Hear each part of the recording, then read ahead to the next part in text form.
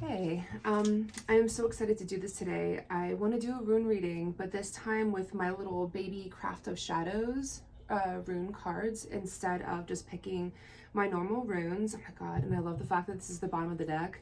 But see how gorgeous this is? This is Algaes, which is like my favorite little rune. I see it a lot in nature, but this means that you're divinely protected from your guides. That's exactly what I actually want to talk about today is one of the core belief systems or the core tenets of what I teach and what I do and how I live is how to live intuitively.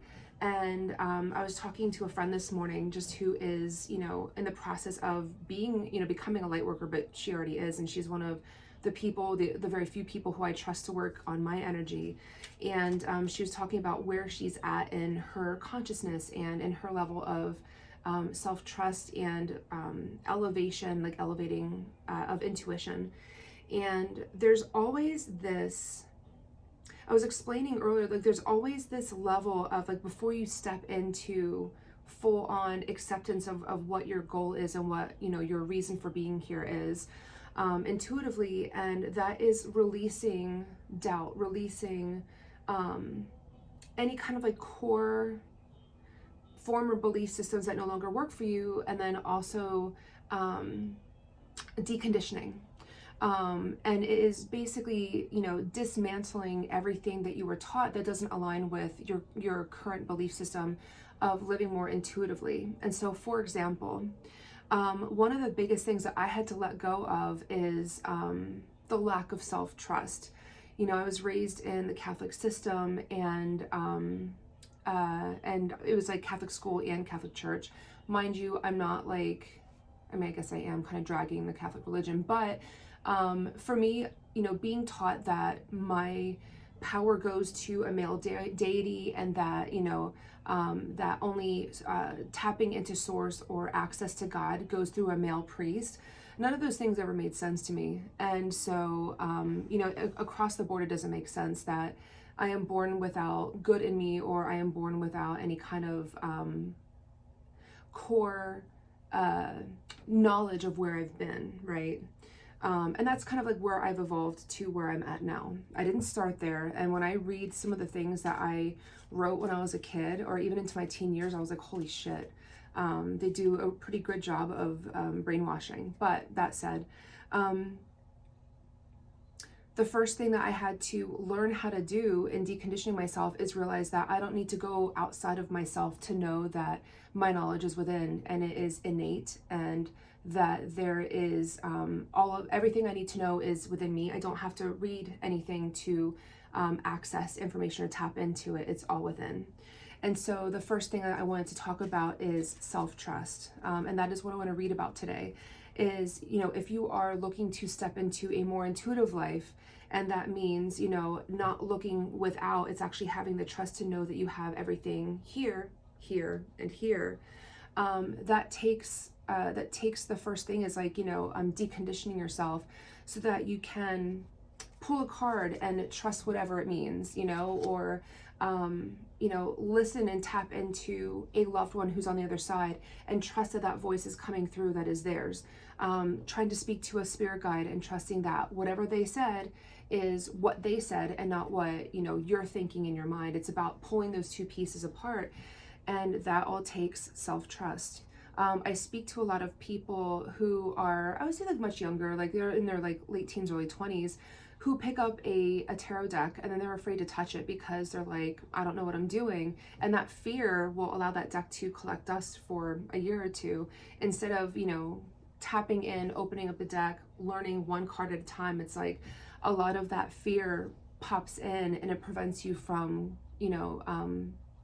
achieving your highest purpose, which is like getting in touch with yourself and trusting yourself. And I'll be honest, like I didn't read for the longest time publicly because it was like not imposter syndrome, but I'm like, it was almost like a who am I to be, speaking my truth. But also I was afraid that I wasn't going to be good enough with the cards, and then, tap into where I'm at now. It's a whole other story. And so today's reading is how to step deeper into that layer of self-trust so that you can move closer to how you're supposed to and where you're supposed to be and how to live more intuitively. And intuitively meaning listening to yourself and that voice within. So current energy, just pick the bottom. Oh my God, can't make this up. Current energy is once again LGs. It's about trusting your spirit guides. And I love these cards because they break down the Ayat. And so with the runic alphabet, there are 24 characters and they're divided by 3 sections. And so 3 Nordic deities rule over each sector, and Ayats are characters. And so Heimdall, who is one of my spirit guides, is one of them, and Algiz is one of his Ayats. Heimdall is like the guardian between here and the heavens. The other one is Tyr, who is the god of war, and he rules over all of the characters that are like confidence, conquering, you know, that kind of stuff. And then Freya, of course, goddess of love and relationship, rules over the last 8, which is more about like abundance, fertility, like that kind of stuff. But current energy to tap into is trusting your spirit guides, that they're never going to mislead you. And spirit guides to be like, another thing that I want to talk about is that like I consider my higher self, which is that consciousness that follows me from life to life. That is definitely my core spirit guide and my spirit consciousness. And so it is about like listening to that first and foremost. Your challenge is, let me see. This also is an oracle deck as well, so it's not just runes, but I kind of like it. Oh, this is interesting. It's waxing crescent moon. It's about setting your intentions. So this is smart. Your challenge in stepping into a more intuitive life and trusting yourself, you have to start with like, all right, what do you need to trust yourself on? What are some things? And I feel like you can start this out as like a process of elimination. So what don't you trust yourself with? You know, tap into the things where a lot of self-doubt comes through, and start with that very short list of like, how don't I trust myself? Tackle those little challenges first, or opportunities, and then move into the ways that you can start trusting yourself. And then the outcome of that,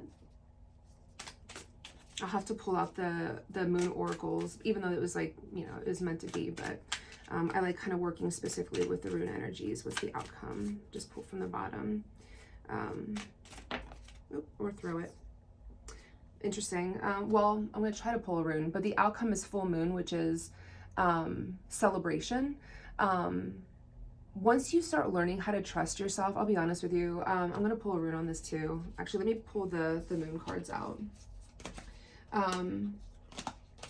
Once you start trusting yourself and realizing that, you know, it's like you are competent to navigate speaking with your core guides, and you are competent to trust the messages that are coming to you, it feels amazing. I remember the first time I really started getting messages from my brother, and then outside of my brother, because like, of course, like I'm going to tap into stuff with Sean, but what about other people? And it's like the more I came into my mediumship, the more I was like, oh my God, it's like a new toy. And I felt like I felt powerful, but I also felt like, oh my gosh, it's a deeper connection with myself and whatever's out there.